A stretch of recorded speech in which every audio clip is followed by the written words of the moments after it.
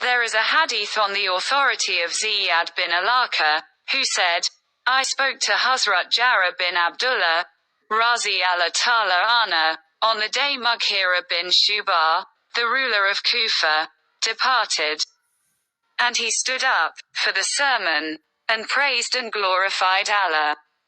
And he said that it is necessary for you people to fear Allah, who is one for the partners, and to hold dignity and peace until your second ruler comes, and he is coming now.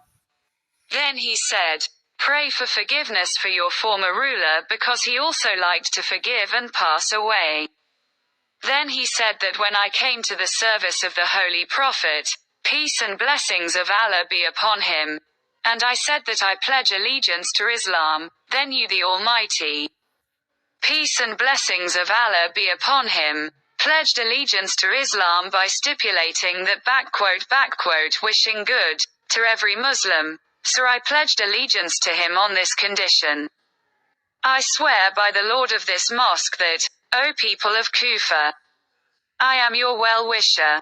Then he prayed for forgiveness and left the pulpit.